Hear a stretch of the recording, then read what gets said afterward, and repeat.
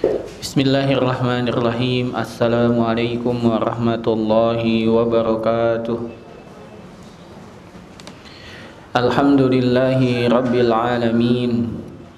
Assalatu wassalamu ala nabiyyina Muhammadin wa ala alihi wa sahbihi ajma'in. Allahumma inna nas'aluka ilman nafi'an wa rizqan tayyiban wa amalan mutaqabbala. Allahumma arinal haqqa haqqa warzuqna ijtinabah. Allahumma arinal haqqa haqqa warzuqna ittiba'ah wa arinal batila batila warzuqna ijtinabah. Alhamdulillah, pada siang hari ini Allah Subhanahu wa taala limpahkan nikmat yang agung kepada kita sehingga kita dapat berkumpul di masjid yang insya Allah diberkahi oleh Allah Subhanahu wa taala ini dalam rangka mempelajari ilmu agama. Salawat dan salam kita panjatkan kepada Nabi kita Nabi Muhammad sallallahu alaihi wasallam. Semoga salawat dan salam juga tercurah limpahkan kepada keluarga beliau, sahabat-sahabatnya dan para pengikutnya yang mengikuti dengan benar sampai hari kiamat. Alhamdulillah, pada siang hari ini kita akan melanjutkan pembahasan dari kitab yang bermanfaat, kitab Umdatul Mar'ah yang disusun oleh Syekh Dr. Adil Hasan Yusuf Al-Hammad, yang mana kita telah membahas sampai 5 hadis pertama. Kita telah baca hadis pertama sampai hadis kelima. InsyaAllah kita akan lanjutkan pada hadis yang ke-6 pada kajian siang hari ini. Kaum muslimah yang semoga dirahmati dan dimuliakan oleh Allah Subhanahu wa taala. Yang ke-6, hadis yang dibawakan oleh penulis menceritakan tentang perlombaan atau hal yang menjadikan seorang wanita itu lebih unggul, lebih utama satu dengan yang lain, yaitu sifat-sifat yang menjadikan wanita itu lebih unggul daripada wanita yang lain. Yaitu hadis yang diriwayatkan dari sahabat Abu Hurairah radhiyallahu taala anhu dari Nabi Muhammad sallallahu alaihi wasallam, dan hadis ini diriwayatkan oleh Imam Al-Bukhari, juga diriwayatkan oleh Imam Muslim. Nabi kita Muhammad sallallahu alaihi wasallam bersabda, khairu nisa'in raqibnal ibila salihu nisa'i Quraisyin ahnahu ala waladin fi sigarihi wa ar'ahu ala zawjin fi zati yadihi.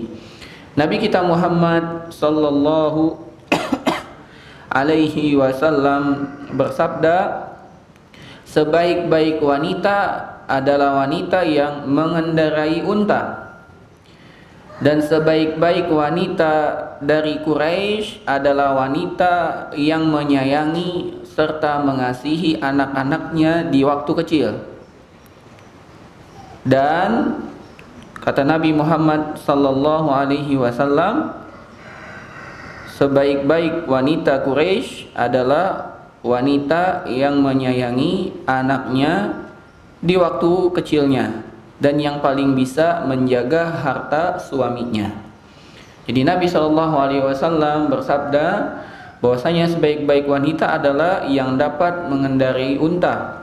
Sebaik-baik wanita Quraisy adalah yang paling lembut dan simpati pada anak di masa kecilnya dan yang paling bisa menjaga harta suaminya. Ini hadis yang disampaikan oleh Nabi kita Muhammad SAW dan merupakan hadis nomor 6 ditulis oleh penulis dalam kitabnya ini Umdatul Mar'ah. Ada beberapa faedah hadis yang akan kita bacakan. Yang pertama, Nabi SAW memuji wanita-wanita soleh dari kalangan Quraisy. Nabi SAW memuji wanita-wanita yang solehah dari kalangan wanita Quraisy. Dan sebab Nabi SAW memuji wanita tersebut karena wanita tersebut membawa dua sifat yang berkaitan dengan anak dan suaminya. Sifat pertama, karena wanita Quraisy tersebut menyayangi anak-anaknya. Menyayangi anak-anaknya, ya. Dia memberikan kasih sayang, perhatian, pendidikan, penjagaan, ya. Mendahulukan ya kepentingan anak daripada kepentingan pribadinya, ya. Mendahulukan kepentingan anak daripada kepentingan pribadinya, kemudian menyayangi, memiliki niat baik, ya. Semuanya ini menjadikan wanita Quraisy menjadi mulia. Sifat yang kedua yang dimiliki wanita Quraisy sehingga Nabi Shallallahu Alaihi Wasallam memujinya adalah karena wanita Quraisy mampu menjaga harta suami, mampu menjaga harta suami, ya. Dan yang dimaksud menjaga harta suami bukan hanya hartanya, namun juga kehormatan suami, mampu memenuhi kebutuhan-kebutuhan suami, menjaga dirinya agar menjaga kemuliaan dan kehormatan suami, ya, berlaku baik dalam bersikap di hadapan suami, yang menjaga hartanya, membelanjakan sesuai dengan keperluan, tidak mubazir, pandai bersyukur. Ini yang dimaksud oleh Nabi Shallallahu Alaihi Wasallam, yaitu yang pandai menjaga harta suaminya. Dengan dua sifat inilah wanita Quraisy mendapatkan ucapan dari Nabi berupa pujian dari Nabi Muhammad Sallallahu Alaihi Wasallam. Sehingga kita para wanita dianjurkan untuk berusaha mendapatkan sifat seperti ini. Karena sifat ada dua. Sifat itu ada yang muktasabah, sifat yang dapat diusahakan. Ada yang kedua yaitu sifat jibiliyah, yaitu sifat yang sudah Allah tetapkan melekat pada diri kita. Kalau sifat jibiliyah itu adalah kemuliaan yang Allah pilih dari hamba-hambanya. Memang seseorang dilahirkan memang murah senyum, memang dilahirkan memang dia dermawan. Alhamdulillah, itu nikmat yang agung. Namun bukan berarti kita yang dilahirkan memang tidak gampang senyum, tidak berusaha untuk senyum. Kita harus senyum. Kita yang memang dilahirkan tidak memiliki sifat mudah berbagi, dermawan, maka kita harus berusaha untuk dermawan. Sebagaimana Nabi Shallallahu Alaihi Wasallam bersabda, innamal ilmu bitta'allum, sesungguhnya ilmu itu diperoleh dengan berusaha belajar. Wa innamal hilmu bittahallum, dan sejatinya kesopanan itu didapat dengan cara berusaha untuk sopan. Naam. Jadi harus ada diusahakan. Berusaha untuk menjadi wanita yang sayang kepada anak, perhatian gitu. Kemudian juga menjadi istri yang mampu menghormati suami, sayang dengan suami, menjaga harta suami, menjaga kehormatan suami, itu juga harus dilatih, ya. Dan harus dilatih dengan niat ikhlas agar kita memperoleh pahala di sisi Allah Subhanahu wa taala. Kita lanjut hadis yang ketujuh. Pada hadis ketujuh penulis mengatakan bahwasannya wanita memiliki semua perangkat yang dapat menjadikan suaminya bahagia. Beliau membawakan hadis yang berhubungan atau berkaitan bahwasanya wanita memiliki semua sarana, alat, ya, yang dapat menjadikan suaminya bahagia. Ini berdasarkan hadis Nabi Muhammad SAW dari sahabat Abu Hurairah radhiyallahu taala anhu, dan hadis ini diriwayatkan oleh Imam An-Nasa'i dalam kitab sunannya. Nabi Shallallahu Alaihi Wasallam bersabda, dikatakan kepada Rasulullah Shallallahu Alaihi Wasallam, ayyun nisa'i khair, wanita mana yang paling baik ya Rasulullah? Maka Nabi Shallallahu Alaihi Wasallam menjawab, allati tasurruhu idza nazara, yaitu wanita yang dapat menjadikan suaminya senang apabila suaminya melihat kepadanya. Wa tuti'uhu idza amar, dan dia taat kepada suaminya apabila suaminya memerintahkan kepadanya. Wala tukhalifuhu fi nafsiha wa maliha wa bima yakrahu, dan wanita tersebut tidak pernah menyelisihi suaminya baik dalam dirinya, hartanya, dan juga apa-apa yang memang dibenci oleh suaminya. Ini kata Nabi SAW, wanita yang terbaik adalah wanita yang apabila suami memandangnya, suami senang. Apabila suami memerintahkannya, dia taat, dia mengikuti. Dan apabila suaminya tidak ada di hadapannya, dia mampu menjaga dirinya, harta suaminya dari hal-hal yang tidak disenangi oleh sang suami. Hadis ini secara zahir sangat jelas dan sangat terang bahwasanya wanita harus berusaha menyenangi suaminya. Bagaimana suaminya senang ketika berada di dekatnya, selalu taat kepada suaminya, karena taat kepada suami merupakan ibadah yang agung bagi seorang wanita, dan dia harus pandai-pandai menjaga dirinya, hartanya di saat suaminya tidak ada maupun saat suaminya ada, dan menghindari apa-apa yang suaminya benci. Ada beberapa faedah yang kita akan bacakan dari hadis ini. Yang pertama, dalam hadis ini dijelaskan bahwasannya sifat wanita terbaik yang harus dimiliki oleh seorang istri atau oleh seorang wanita, yang dia harus berusaha dan semangat untuk mendapatkan sifat tersebut. Sifat apa saja tadi? Ya, apabila suami memandang, suaminya senang. Apabila suami memerintahkan, taat. Apabila suaminya tidak ada, menjaga dirinya dan hartanya. Sifat ini harus diperjuangkan oleh setiap wanita, apalagi seorang istri.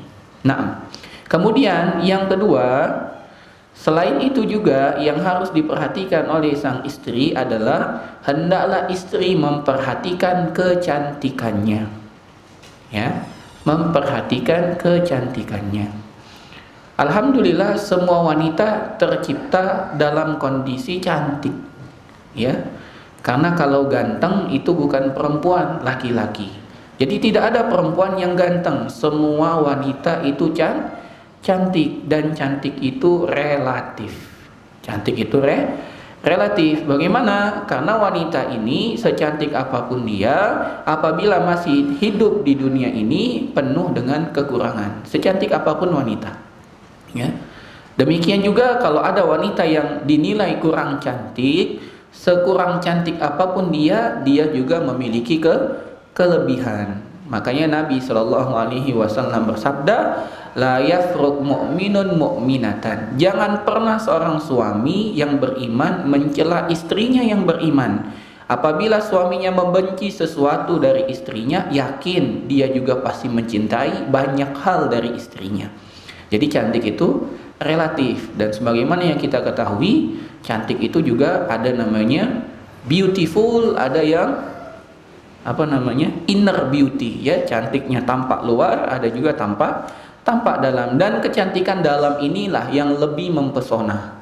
Dia lebih awet, bahkan kekal sampai dia meninggal. Kalau cantik tampak luar itu hanya sementara, ya. Jadi hendaklah wanita, faedah yang kedua, menjaga kecantikannya, ya. Dan wanita dipuji karena kecantikannya apabila kecantikan itu digunakan untuk menjadikan suaminya senang. Untuk menjadikan suaminya senang, berpahala, itu terpuji.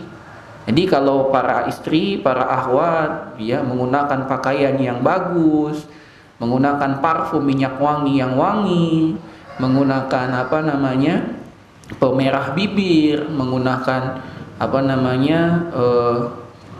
bedak, pupur dan lain sebagainya, itu difungsikan untuk memperoleh kecantikan yang akan diberikan kepada suami. Itu semua terpuji, bahkan bernilai pahala, Nah, yang ketiga adalah termasuk dalam makna menjadikan suaminya senang ketika melihatnya bukan hanya kecantikan, ya, namun yang termasuk juga dengan apa? Dengan wajah yang berseri, dengan senyum, ya. Ketika suaminya melihat kepada dia tersenyum, ya. Ini wallahu a'lam, semakin lama umur pernikahan senyumnya semakin sedikit, ya. Ini yang disayangkan. Harusnya semakin lama umur pernikahan semakin banyak senyumnya. Kenapa? Karena sudah saling tahu rahasianya, ya. Hendaklah bermanis wajah, dan kita tahu pengorbanan, ya. Orang yang menikah di awal itu banyak pengorbanannya, banyak bersabar, ya, dengan kesulitan ekonomi, dengan kesusahan hidup, banyak bersabar. Maka hendaklah dia mengingat kesabaran di awal menikah, sehingga dengan berjalannya waktu cinta itu makin tumbuh. Harusnya semakin banyak anak semakin cinta kepada pasangan masing-masing, bukan malah sebaliknya, semakin banyak anak semakin saling membenci dan tidak peduli, ya. Nauzubillahi min zalik. Kemudian selain itu juga menjaga kebersihan badan. Ini juga termasuk menjadikan suami senang melihat kita. Menjaga kebersihan badan, termasuk kebersihan badan yaitu rambut-rambut yang ada di tubuh kita. Kalau rambut kita sudah tidak rapi, ya bisa dipotong, ya dirapikan. Kalau mohon maaf ada sebagian wanita yang tumbuh kumis, ya, maka hendaklah dirapikan biar dia tetap kelihatan cantik. Jangan dipanjangkan, ya. Apalagi digunakan minyak penumbuh rambut, malah kumisnya makin panjang. Ini bukan hal yang diminta, bahkan ini suatu yang menyelisihi yang dimaksud. Demikian juga menjaga rambut-rambut yang lain, ya, rambut ketiak, ya, bulu kaki dan lain sebagainya, itu bisa dibersihkan agar menjaga kebersihan tubuh kita. Yang termasuk juga dalam kebersihan atau dalam hal yang menjadikan suami kita senang melihat kepada istri, yaitu menjaga aroma tubuh kita. Ya, menjaga aroma tubuh kita. Dapat dimaklumi bahwasanya wanita paling banyak di rumah, dan di rumah itu penuh dengan pekerjaan yang tidak pernah habis. Kalau seorang suami bekerja misalnya sebagai pegawai, masuk pagi pulang sore, setelah itu selesai dari tugasnya. Tapi kalau istri tidak ada habisnya. Dari sebelum suaminya bangun sampai suaminya sudah tidur, dia tetap bekerja. Nah, ketika pekerjaan yang begitu banyak, itu pasti akan menimbulkan kelelahan, kecapean, termasuk bau, ya, ada aroma yang tidak sedap. Maka hendaklah wanita juga terus menjaga aromanya, ya. Kalau habis masak, hendaklah dia mengganti pakaiannya, bila perlu mandi, apalagi ketika suaminya hendak datang. Kalau kita tahu suami kita pulang ke rumah di sore hari, kita persiapkan ketika suami kita datang, kita sudah wangi, ya, sudah menggunakan parfum gitu, ya, di hadapan suami, sehingga suami ketika datang ke rumah tidak mau keluar lagi, ya. Sangat disayangkan beberapa suami ketika datang ke rumah hanya untuk buka sepatu, ganti pakaian, dia keluar lagi mencari teman kumpulnya di luar, ya. Ini suatu kesalahan. Harusnya istrinya dapat menjerat, ya, suaminya sehingga tidak keluar lagi dari rumahnya dan berdiam di rumah untuk menghabiskan waktu bersama keluarga, untuk membina keluarga yang harmonis, sakinah, mawaddah, warahmah.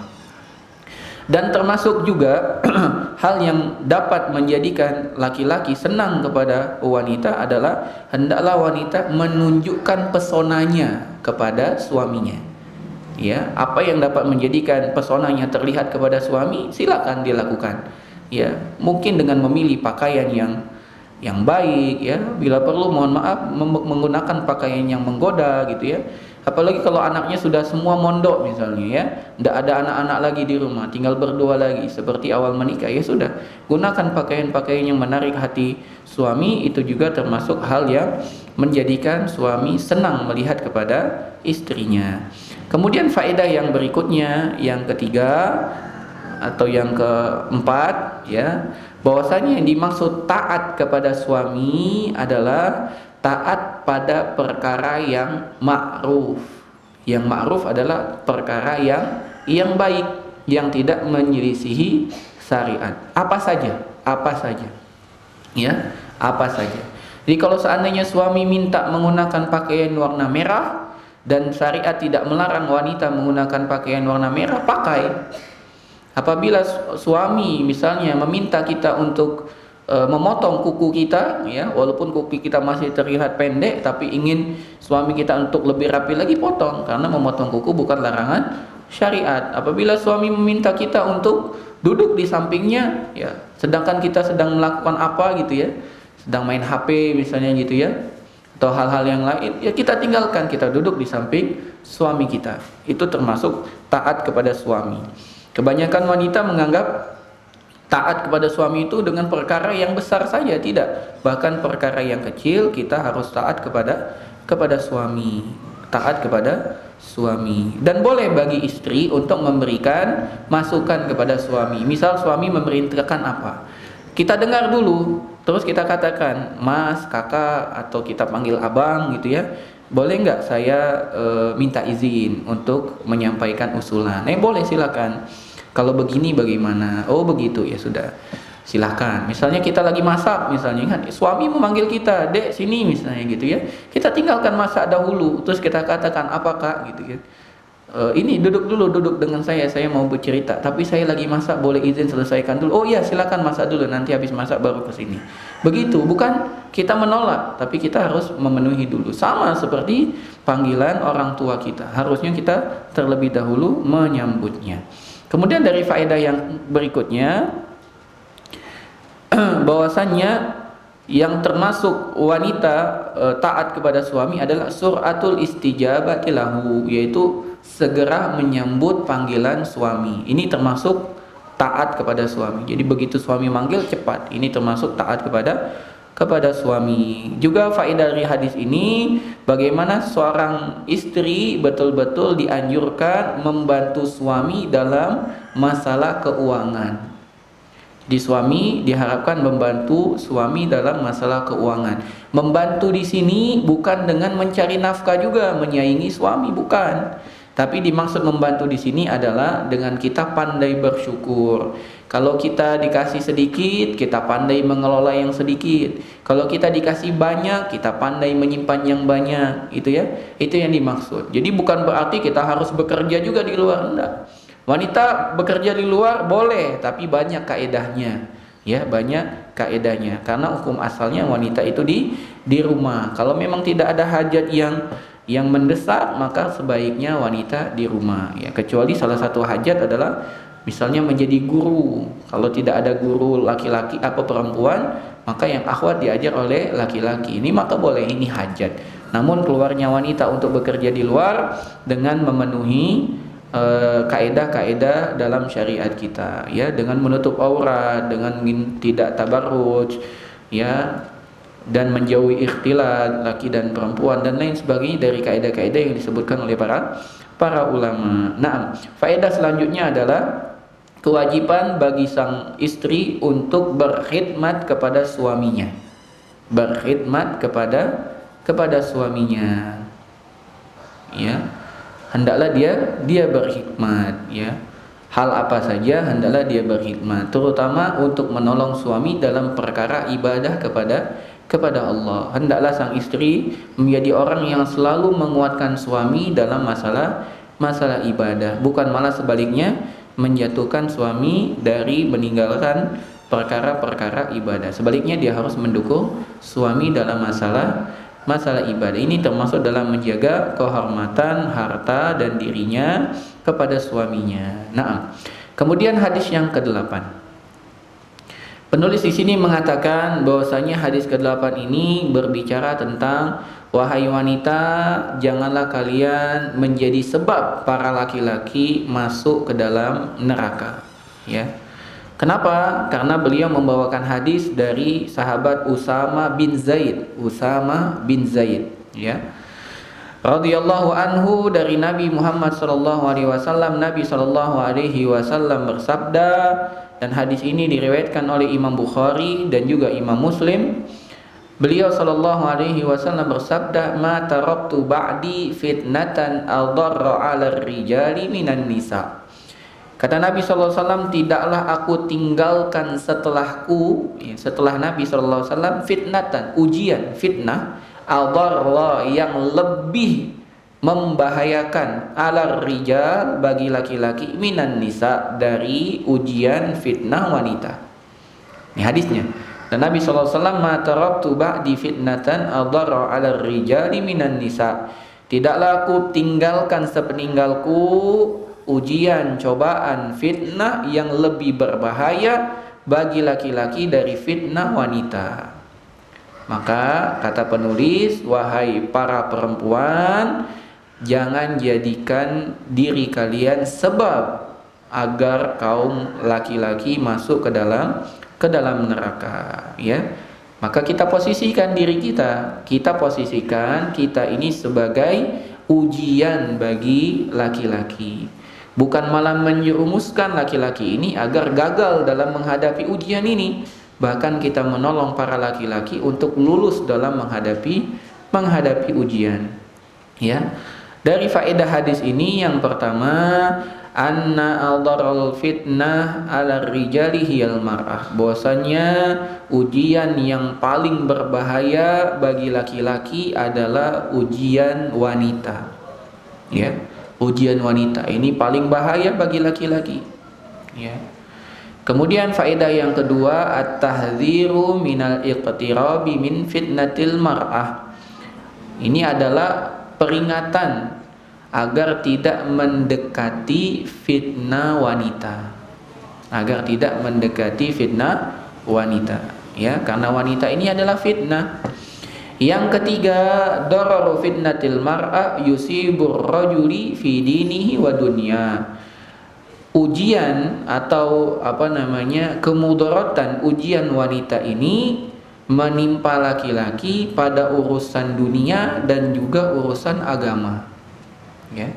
Ujian yang ditimpa oleh laki-laki disebabkan perempuan bukan hanya menimpa agama, namun juga dapat mempengaruhi dunianya. Dan ini sudah kita saksikan fakta dengan kondisi yang kita lihat di zaman kita sekarang. Ya, seseorang dapat hancur ya dari karirnya, dari usahanya karena fitnah wanita ini.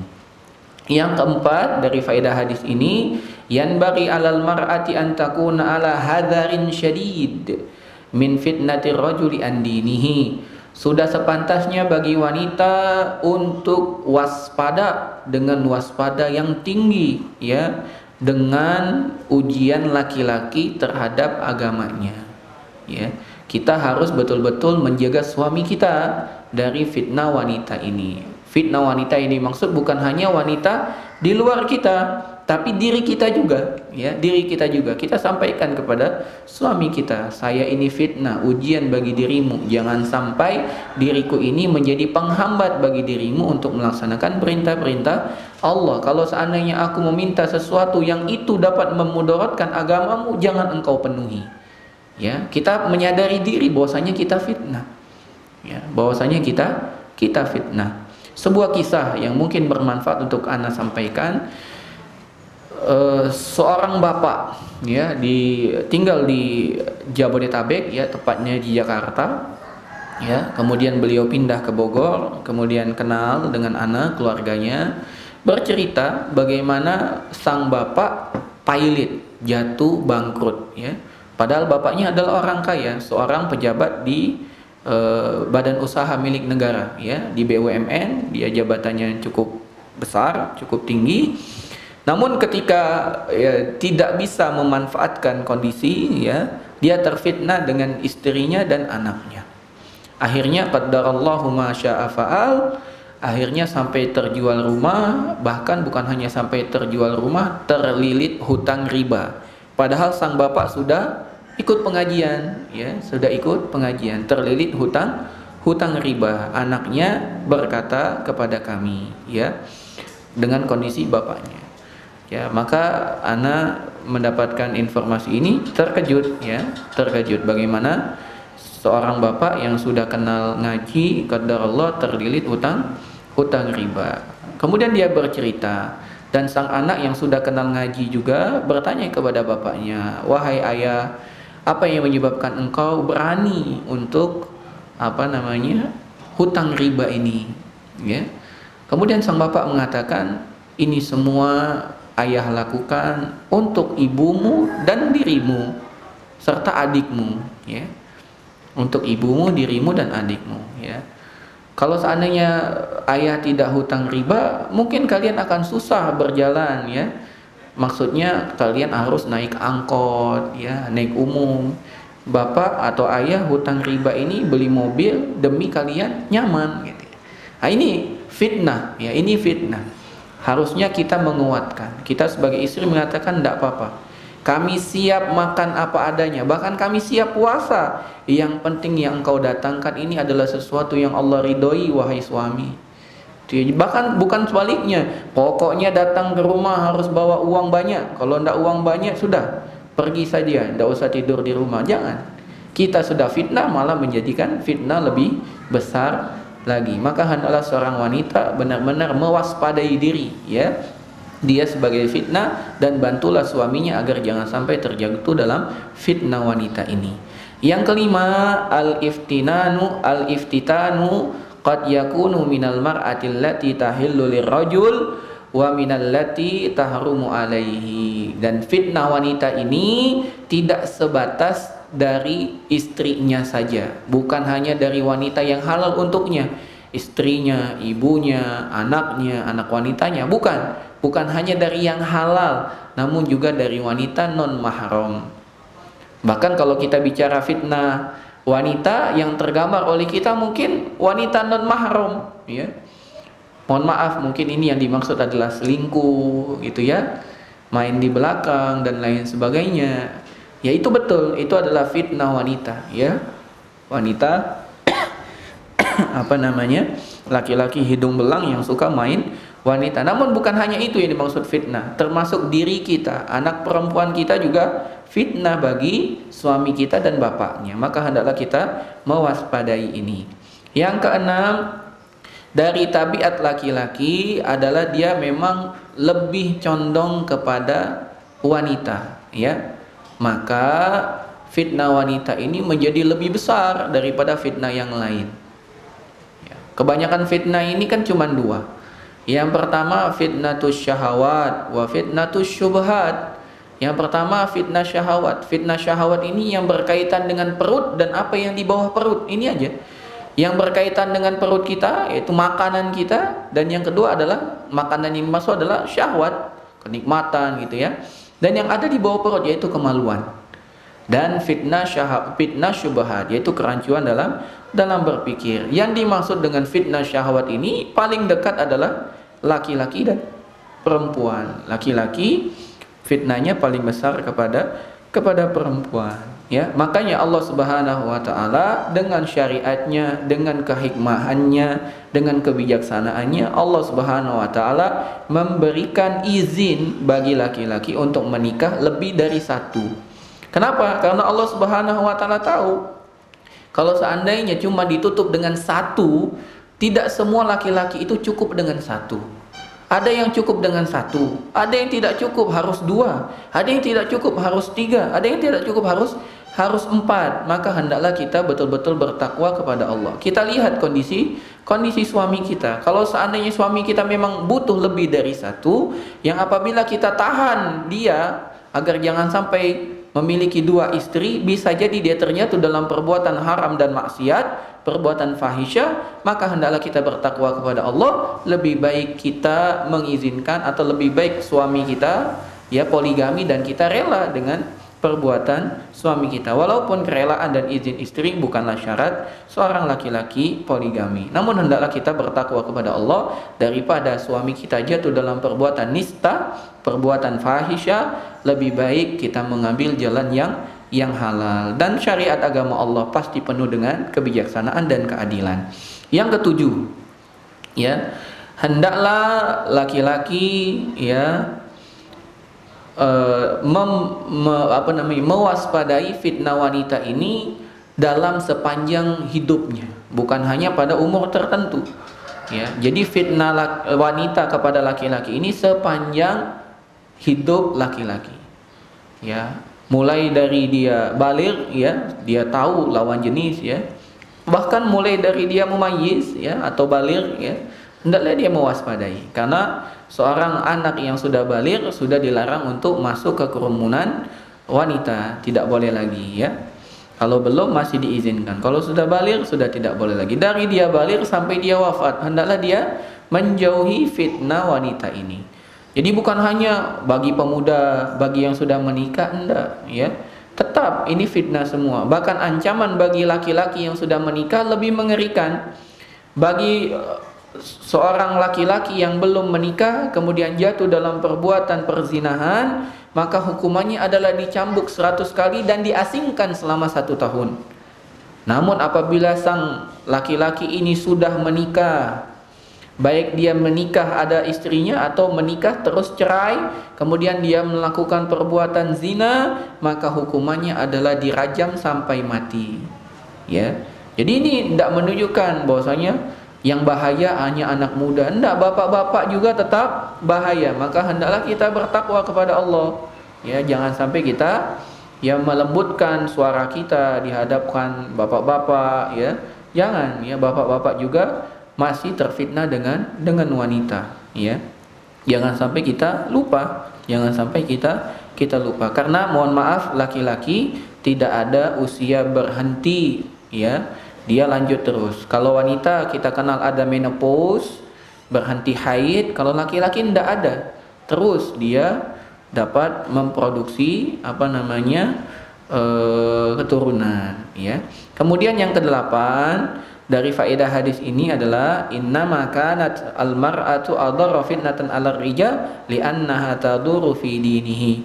Kenapa wanita itu disebut fitnah yang paling besar bagi laki-laki? Karena dapat mempengaruhi dalam agamanya. Jadi tinjauan paling utama adalah tinjauan agama. Namun di awal disampaikan bukan hanya mempengaruhi agama, bisa juga mempengaruhi dunia, ya. Namun kenapa kita harus mewaspadai fitnah wanita ini? Niat yang pertama yang paling besar adalah untuk menyelamatkan agama kita. Jadi tinjauannya adalah agama. Dan yang terakhir dari faedah hadis ini adalah besarnya dosa, ya, yang dapat dilakukan karena sebab wanita ini juga menjadi sebab kenapa wanita itu banyak dimasukkan ke dalam neraka, ya. Jadi ketika wanita tidak pandai mengelola dirinya sebagai fitnah, wanita tersebut bahkan terjerumus dalam api neraka. Kata Nabi SAW, uritun nar, aku pernah ditunjukkan neraka. Fa idza aktsaru ahliha an-nisa, ketika aku melihat ternyata penghuninya paling banyak wanita. Maka para sahabat bertanya, apa sebabnya ya Rasulullah? Maka kata Nabi SAW, bikufrihinna, karena ingkarnya mereka. Maka para sahabat bertanya lagi, yakfurna billah, apa mereka ingkar kepada Allah, kufur kepada Allah? Kata Nabi SAW, bukan, yakfurnal ihsan wa yakfurnal ashir, karena mereka mengingkari kebaikan, yaitu kebaikan suaminya, dan mereka juga kufur kepada suaminya. Ini yang dimaksud. Ketika dia tidak bisa mengelola, ya dia jadi fitnah, akhirnya banyak menuntut, sampai akhirnya dia mengatakan kepada suaminya, saya taunya uang 10 juta sebulan, ya. Kalau tidak 10 juta sudah tidak dapat jatah, tidak usah tidur di sampingku, ya. Ini fitnah, ya. Bisa jadi itu penyebab suaminya, ya, melakukan perbuatan maksiat, bisa mencuri, bisa korupsi dan lain sebagainya, dan dia juga berdosa karena telah menjadikan perbuat dosa tersebut. Ketika suaminya datang tidak mampu membawa 10 juta sebulan, hanya mampu membawa 100 ribu atau 1 juta, maka dia mengatakan engkau tidak ada kebaikan sama sekali. Inilah yang dimaksud dengan kufur kepada kebaikan suami. Maka bertakwa kepada Allah. Belum lagi hadis Nabi SAW, ada 2 kelompok dari penghuni neraka yang mana aku tidak pernah melihatnya, kata Nabi SAW. Salah satunya adalah wanita yang menggunakan pakaian namun telanjang, ya. Dia menggunakan pakaian namun telanjang, ya. Kepala mereka miring, ya, sebagaimana punduk unta. Ini juga termasuk sudah tahu dirinya adalah fitnah, malah dia menggunakan pakaian di luar rumahnya, di hadapan bukan mahramnya, ya, baik di rumah ataupun di luar rumahnya, di hadapan non mahramnya, menggunakan pakaian yang sama saja dia tidak menggunakan pakaian. Lekuknya semua tahu. Orang tahu bagaimana betisnya, orang tahu bagaimana, mohon maaf, bokongnya, orang tahu bagaimana bahunya, orang tahu bagaimana lekuk-lekuk yang seharusnya tidak tampak, ya. Inilah menyebabkan laki-laki terfitnah, dan dengan ini juga wanita juga diancam dengan tidak masuk surga. Kata Nabi SAW, la yajidna rihaha, mereka tidak dapat mencium bau surga, wala yadkhulna al-jannata, dan mereka juga tidak masuk surga, padahal bau surga itu tercium dari jarak 70 tahun perjalanan, ya. Maka hendaklah kita betul-betul menjadikan diri kita fitnah, dan bagaimana kita melindungi suami kita jangan sampai, bukan hanya suami, dan laki-laki lain jangan sampai kita menjadi sebab para laki-laki masuk neraka. Naam. Kemudian kita lanjutkan hadis yang ke-9. Hadis yang ke-9. Penulis mengatakan di sini bahwasanya dalam agama Islam sangat meninggikan kedudukan wanita. Bahkan Islam mengatur tidak boleh laki-laki masuk di kerumunan wanita. Ya, hadis ke-9 ini menyatakan Islam memuliakan wanita. Islam mengatur jangan sampai ada laki-laki yang masuk ke kelompok atau kerumunan wanita. Jadi memang tidak boleh, ya, memang tidak boleh. Jangan sampai ada laki-laki menyusup ke kerumunan perempuan atau terbalik, ya, perempuannya masuk ke kerumunan laki-laki. Hendaklah kita sama-sama bertakwa kepada Allah. Wanita juga hendaklah memiliki rasa malu yang lebih besar daripada laki-laki, karena memang sifat wanita itu tertutup, tidak ada yang mengetahui dirinya kecuali mahramnya, kecuali suaminya. Maka jangan pernah ditampakkan ke yang lain. Dan bagi akhwat terutama yang kajian, terutama yang pakai cadar, waspada, pastikan yang ada di kerumunan kalian adalah betul wanita. Jangan sampai ada ikhwan yang menggunakan hijab, menggunakan cadar, dia tidak membuka cadarnya ketika kajian, sepanjang itulah dia memantau para akhwat. Hendaklah dikenal, makanya hendaklah ketika kajian ini salami satu-satu, kenalan ini siapa gitu ya. Dan apabila tempatnya tertutup, ya para wanita boleh membuka cadarnya agar betul-betul saling mengenal. Ya, jangan sampai ada penyelundup, ya, penyelundup yang masuk ternyata yang ikut kajian itu ikhwan, ya, harap diwaspadai. Kalau di ikhwan, insya Allah ya mudah, ya, tidak mungkin ada wanita yang ikut kajian tapi di tempat ikhwan. Adapun di tempat ikhwan tahu dia menggunakan hijab. Kalau tidak pakai hijab berarti tidak mungkin datang kajian, dia di luar, ya. Dia tidak ikut kajian. Nah, hadisnya adalah hadis dari Uqbah bin Amir. Dari Uqbah bin Amir, semoga Allah meridhoinya, bahwasanya Nabi Muhammad SAW pernah bersabda, dan hadis ini diriwayatkan oleh Imam Bukhari juga Imam Muslim. Kata Nabi SAW, iyyakum wad-dukhula 'alan nisa. Ya, iyyakum, hati-hatilah, ya, jauhilah, wad-dukhula 'alan nisa, kalian masuk di kerumunan wanita. Jauhilah kalian atau hati-hatilah kalian dari masuk di kerumunan wanita. Jadi tidak boleh, laki-laki tidak boleh gabung di kerumunan wanita. Faqala rajulun minal ansor, lantas ada seorang laki-laki dari kalangan Ansor bertanya, ya Rasulullah, afara'aita al-hamwa, bagaimana pendapatmu ya Rasulullah kalau dengan ipar, baik itu adik ipar ataupun kakak ipar, dan yang dimaksud adalah yang lawan jenis. Bagaimana pendapatmu dengan ipar?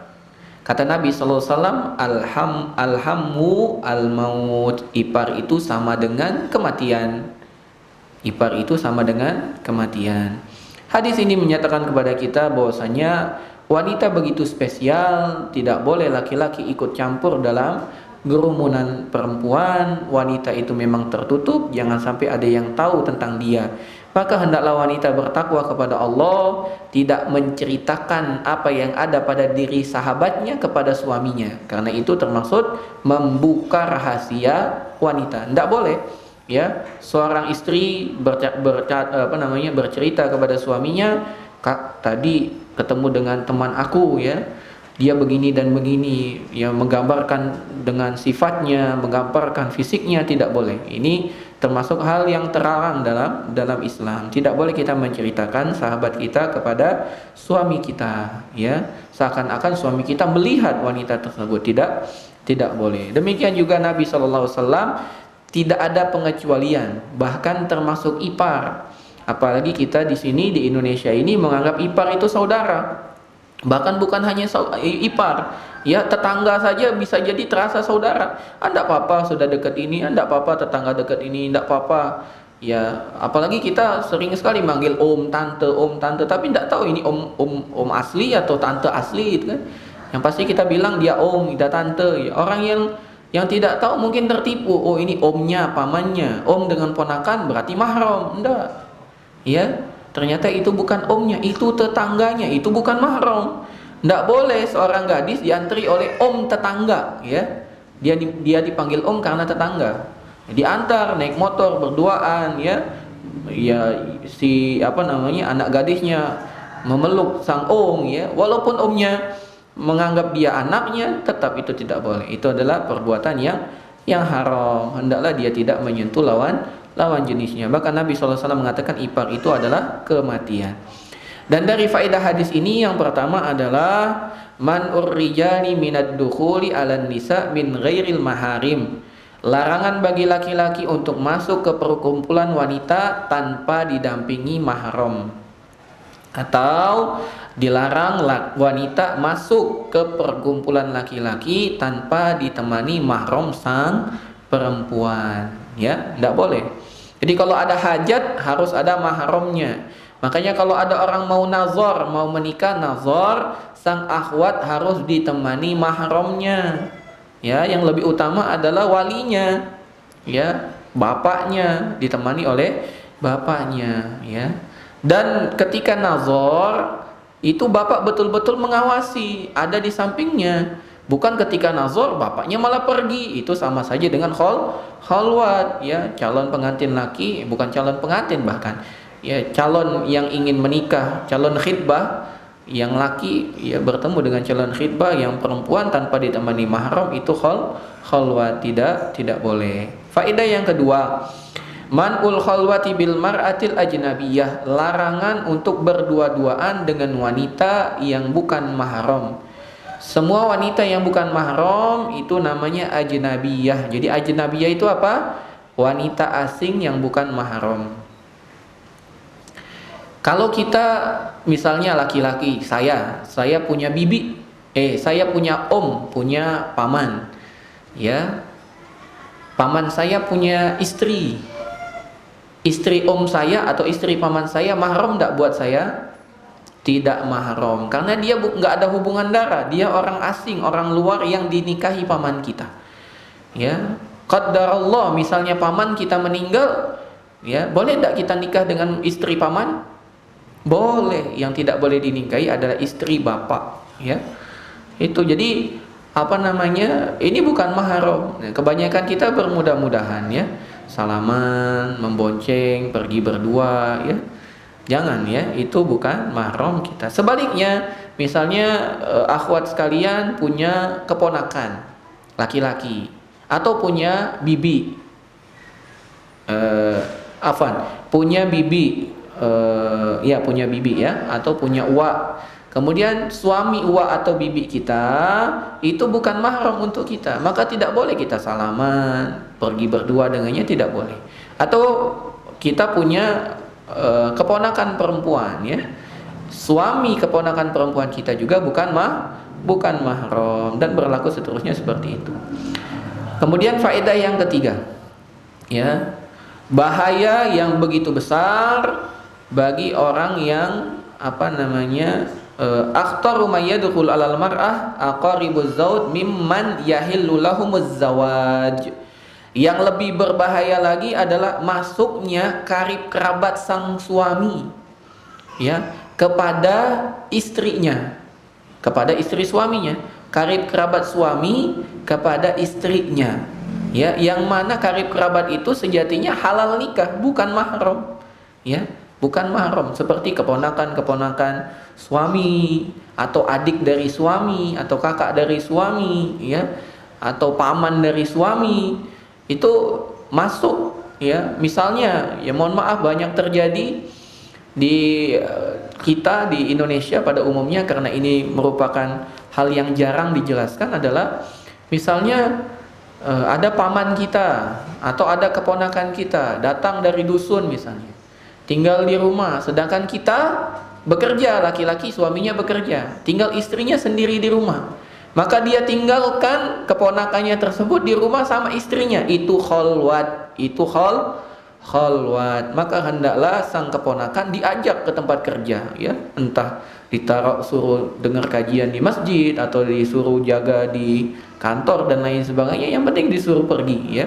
Kalau dia mau datang ke rumah harus sama dia sang paman. Kalau tidak akan dikhawatirkan terjadi hal-hal yang buruk. Karena Nabi SAW mengatakan tidaklah laki-laki dan perempuan berdua kecuali yang ketiganya adalah syaitan. Hendaklah kita bertakwa kepada Allah Subhanahu wa ta'ala. Kemudian yang keempat, faedah yang keempat adalah khuturatu man i'tadahu an-nasu minat tasahul fi dukhulil zawj ala zaujati akhihi wal khulwa biha. Bahaya yang banyak diremehkan oleh manusia, yaitu saudara dari suami yang tinggal bersama istrinya di rumah. Nah, ini bahaya yang banyak sekali orang bermudah-mudahan.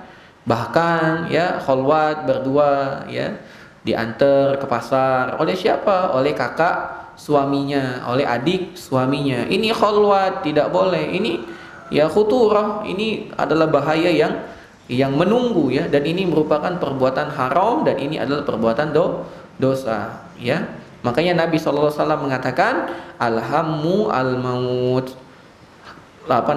ipar itu adalah kematian. Bahkan di sini penulis mengatakan bahkan ipar itu lebih berbahaya dari kematian, karena dia berlanjut dosanya akan dihisab di yaumil qiyamah. Yang kelima dari faedah hadis ini adalah anna wuku al-khulwati bi qaribiz zawj aktsar min ghairihi wasyarru yatawaqqa'u minhu aktsar min ghairihi wal fitnatu bihi amkanu li suhulati dukhulihi 'alaiha min ghairi nakirin minan nas. Kata penulis di sini, terjadinya khalwat yang dilakukan oleh karib kerabat suami dengan istrinya ini lebih banyak terjadi, dan keburukan yang ditimbulkan dari hal tersebut lebih banyak terjadi. Kenapa? Karena hal ini dianggap mudah, dianggap lumrah, dan tidak ada manusia yang mengingkarinya ya. Mudah sekali karib kerabat suami mengakses hubungan dengan istri, maka hal ini harus kita jelaskan. Kalau suami kita belum paham, kita jelaskan. Hendaklah ya mas bertakwa kepada Allah, jangan sampai ya membiarkan ada keluarga mas yang laki-laki ya tinggal di rumah, meninggalkan rumah, mas meninggalkan rumah, sedangkan aku dan dirinya ada berdua di rumah. Aku tidak mungkin meninggalkan rumah karena kewajibanku adalah luzumul bait, aku tetap di rumah. Maka mas tolong bagaimana caranya agar ya saudara ini ya, kakak atau adik atau keponakan dapat keluar dari rumah di saat mas tidak ada di rumah. Kalau mas ada di rumah aman ya, karena mas sebagai mahram saya ya, sebagai suami saya yang dapat menjaga hal-hal tersebut. Tapi kalau tidak ada mas, harap ya dia tidak ada di di rumah, karena saya takut ya agama saya ya terjadi sesuatu yang tidak diinginkan. Faedah yang keenam, kata penulis annal khulwata bi qaribi zauj fiha halakun lil mar'a min iddatin nawahi. Bahwasanya berkholwat dengan karib kerabat suami itu memiliki banyak sekali keburukan yang membinasakan. Di antaranya imma biwuqu'iha fil maksiyah, terjerumus dalam perbuatan maksiat, perbuatan fahisyah ya, mulai dari berkholwat, mulai dari sentuhan ya, menyentuh ini haram ya, sampai na'udzubillah ya, sampai terjatuh dalam perbuatan zina yang hakiki ya, masuknya timba ke dalam sumur. Ini perbuatan yang bisa terjadi. Atau bi tatliqi ya az-zauj laha idza akhadhathu al-ghira walau lam yatawaqqa walau lam taqa fil maksiyah. Atau bisa jadi karena kedekatan ya kedekatan istri dengan saudara karib kerabatnya menyebabkan suami cemburu, akhirnya mentalak sang istri. Inilah beberapa hal yang terjadi ketika laki-laki atau karib kerabat suami masuk kepada ya wanita. Dan harus kita bertakwa kepada Allah. Kita ini manusia biasa dan dapat membandingkan ya. Bisa jadi kakak ipar atau adik ipar atau keponakan, mohon maaf ya, dianggap lebih tampan ya daripada suami kita ya. Dan setan pandai untuk membisikkan kita bahwasanya rumput tetangga lebih hijau daripada rumput kita. Walaupun rumput kita sudah cat dengan cat hijau, tetap rumput tetangga tetap lebih hijau. Itu karena tipu daya setan. Maka hendaklah kita bertakwa jangan sampai hal tersebut merusak hubungan keluarga kita yang kita ingin mencapai sakinah mawaddah warahmah. Nah, kemudian yang terakhir yang ketujuh, annal khulwata biqaribiz zaud taqa'u bimanzilatil maut alal mar'ah. Bahwasanya berdua-duaan dengan karib kerabat suami, ya itu sama dengan kematian bagi seorang wanita. Ya, sama dengan kematian. Bahkan tadi sudah disampaikan bahwasanya ipar ini lebih bahaya dari kematian karena pengaruhnya sampai dibawa ke akhirat. Nah, wallahu alam bissawab. Kita lanjutkan ke hadis yang ke-10. Pada hadis yang ke-10, Syekh mengatakan di sini, wahai para wanita, tujukan ya kecantikanmu, pesonamu, ya jangan kepada sesuatu yang tidak ya mencelakakan umat manusia, ya umat manusia. Jadi tujukan kecantikan dan pesona seorang wanita itu kepada hal yang benar, yaitu kepada suaminya, bukan kepada orang yang lain, karena hal itu dapat menjerumuskan kepada kehancuran ya umat manusia. Ini berdasarkan hadis dari Abu Sa'id Al-Khudri, dari sahabat Abu Sa'id Al-Khudri, dari Nabi Shallallahu Alaihi Wasallam, bahwasanya Nabi Shallallahu Alaihi Wasallam bersabda, innad dunya hulwatun khadiratun. Kata Nabi Shallallahu Alaihi Wasallam, sesungguhnya dunia ini manis lagi hijau, ya manis lagi hijau. Ya. Kita suka makanan yang manis, ya. Kita juga suka dengan warna yang hijau, ya. Kita suka. Makanya kenapa orang senang naik gunung? Karena dia bisa memandang hijau. Jadi kata pepatah Arab itu ada 4 yang dapat membahagiakan hati. Ada 4 yang dapat membahagiakan hati. Ini menurut pepatah Arab. Yang pertama, air yang mengalir. Yang kedua, langit yang cerah. Yang ketiga, tanaman yang hijau. Ya. Yang ketiga adalah tanaman yang hijau. Yang keempat ya kita simpan untuk pertemuan selanjutnya karena saya lupa. Jadi pertama ya air yang mengalir, kemudian langit yang cerah, kemudian tanaman yang hijau. Nabi SAW mengatakan innad dunya hulwatun khadirah. Sesungguhnya dunia ini manis lagi hijau. Ya. Dicintai, manis kita cinta, hijau kita juga senang. Kemudian Nabi melanjutkan wa innallaha mustakhlifukum fiha. Sesungguhnya Allah Subhanahu wa taala sejatinya menguji kalian pada dunia ini. Mustakhlifukum fiha. Fayanzuru kaifa ta'malun. Kemudian Allah melihat apa yang akan kalian amalkan. Kemudian Nabi melanjutkan fattaqud dunya, makalah hendaklah kalian bertakwa kepada dunia. Jadikan diri kalian dengan dunia ini benteng dari api neraka. Wattaqun nisa, dan hendaklah kalian bertakwa kepada wanita. Jadikan benteng antara diri kalian dengan wanita ini, ya benteng dari api neraka. Kemudian Nabi melanjutkan fa inna awwala fitnati bani Israil kanat fin nisa. Karena sejatinya ujian pertama Bani Israel adalah terletak pada ujian wanita. Ya. Pada ujian wanita. Allah Subhanahu wa taala ya atau Nabi Shallallahu Alaihi Wasallam mengatakan kepada kita, dunia ini manis lagi hijau, kemudian ditutup dengan hendaklah bertakwa dengan dunia, bertakwa kepada wanita. Jadi wanita ini ya bagian dari dunia. Wanita ini adalah bagian dari dunia, dan wanita ini begitu manis dan begitu hijau. Begitu manis, begitu hijau. Ya laki-laki, hampir semua laki-laki pasti tergoda dengan wanita. Baik yang sudah bersuami ataupun yang belum bersuami, ya.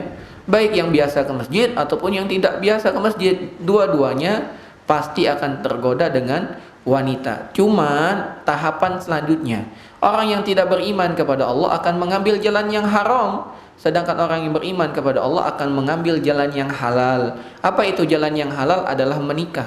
Apabila dia sudah menikah, dia akan kembali ke rumahnya. Karena apa yang ada pada istrinya ada, apa yang ada pada wanita yang menarik hatinya itu ada juga pada istrinya. Ya, jadi bedanya di situ, sama-sama tertarik, sama-sama terpikat, cuman bedanya tahapan setelahnya. Orang yang beriman dia bertakwa kepada Allah, tidak mengambil hal-hal yang diharamkan Allah, sedangkan orang yang tidak bertakwa kepada Allah dia mengambil hal-hal yang diharamkan oleh Allah. Jadi kedudukan wanita sama seperti kedudukan dunia, yaitu ujian berupa hal yang manis dan begitu hijau. Beberapa faedah dari hadis ini. Yang pertama, dalam hadis ini dunia disifati bahwasanya dunia ini manis lagi hijau, dan Nabi SAW memerintahkan kita untuk berlindung dari ujian dunia. Demikian juga Nabi memerintahkan kita untuk berlindung dari fitnah kaum wanita, yaitu antunna semua. Ya.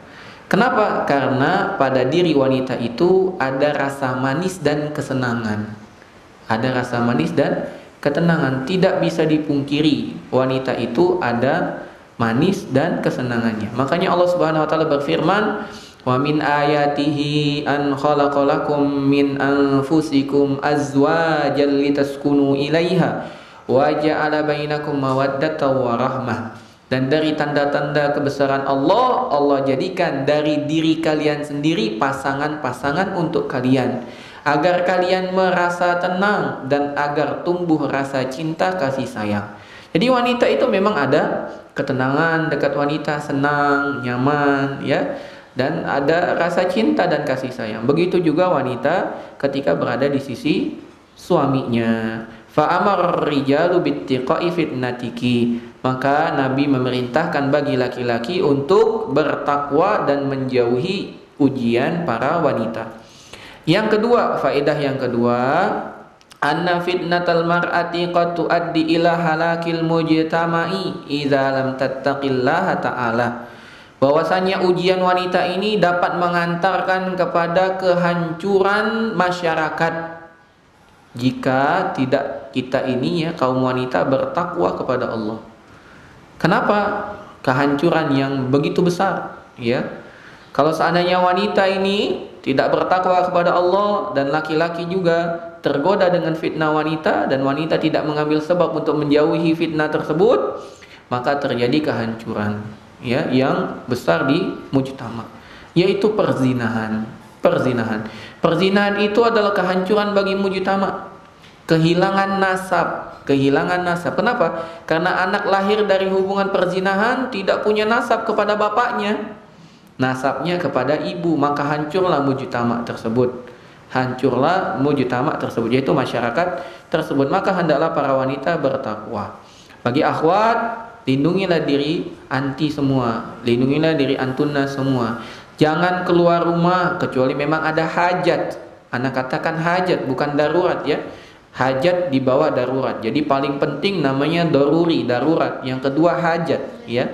Kalau memang ada hajat silakan keluar. Ketika keluar hendaklah bertakwa kepada Allah, pada pakaian, pada penampilan, pada suara, pada cara berjalan. Kenapa? Karena cara berjalannya wanita pun itu fitnah. Ya, dia berlenggak-lenggok itu terfitnah. Mohon maaf apalagi pada akhwat yang menggunakan hijab syar'i. Pada akhwat yang menggunakan hijab syar'i, fitnah anti juga tidak kalah dahsyat daripada fitnah yang tidak menggunakan pakaian. Kenapa? Karena orang-orang yang memiliki penyakit hatinya, mereka ingin tahu apa yang ada di dalam hijab tersebut. Maka hendaklah kita betul-betul bertakwa kepada Allah, tidak melenggak-lenggokkan cara berjalan kita. Ketika kita harus bicara, maka hendaklah bicara dengan tegas. Jangan dielok-elokkan bahasa kita, ya. Jangan diperbagus, ya. Biasa saja. Ya, kalau ditanya ini siapa? Ya, saya peserta kajian, sudah. Jangan saya peserta kajian gitu. Jangan seperti itu, ya, sampai mendesa-mendesa seperti itu, karena itu termasuk tidak bertakwa kepada Allah. Hendaklah wanita bertakwa kepada Allah, baik ucapannya, pakaiannya, cara berjalannya, dan dalam semua halnya apabila dia keluar bertemu dengan orang yang bukan mahramnya. Naam, yang ketiga, bahwasanya fitnah dan ujian wanita kepada laki-laki tidak terbatas pada wanita yang bukan mahram, termasuk juga fitnah bagi wanita yang sudah halal untuknya, baik itu istri ataupun anak. Ini fitnah juga, ya. Fitnahnya bukan hanya pada perbuatan. Kalau wanita non mahram, larangan menyentuh gitu kan ya, larangan berzina. Tapi kalau wanita yang sudah menjadi halal untuknya, maka fitnahnya bukan hanya itu, ketaatan. Jangan sampai kita lebih mengikuti istri daripada Allah Subhanahu wa taala, karena Nabi Shallallahu alaihi wasallam mengatakan, la yu'minu ahadukum hatta akuna ahabba ilaihi min walidihi wa waladihi wan nasi ajmain. Tidaklah sempurna keimanan seseorang sampai dia mencintai aku melebihi bapaknya, anaknya, dan semua manusia seluruhnya. Jadi kita harus lebih mencintai Allah dan Rasulnya. Bagaimana kita mencintai Allah dan Rasulnya melebihi apapun? Kita lebih mendahulukan syariat Allah dan Rasulnya daripada permintaan istri dan anak kita. Nah, kemudian yang keempat, fitnatuz zauji li zaujiha aksar min fitnatil mar'atil ajnabiyah. Bahwasanya ujian dan fitnah seorang istri bagi sang suami lebih banyak, ya, daripada ujian perempuan lain, ya, yang bukan istrinya. Jadi fitnah istri lebih banyak daripada fitnah yang bukan istri, ya. Fitnah wanita lain. Kenapa? Litulil isyrati ma'aha. Karena sang suami hidup sepanjang tahun dengan istrinya, ya. Hidup sepanjang tahun dengan istrinya. Bisa jadi istrinya dapat mengalahkan suaminya sehingga suaminya meninggalkan ketaatan kepada Allah, atau dengan istrinya, ya, suaminya melakukan perbuatan maksiat.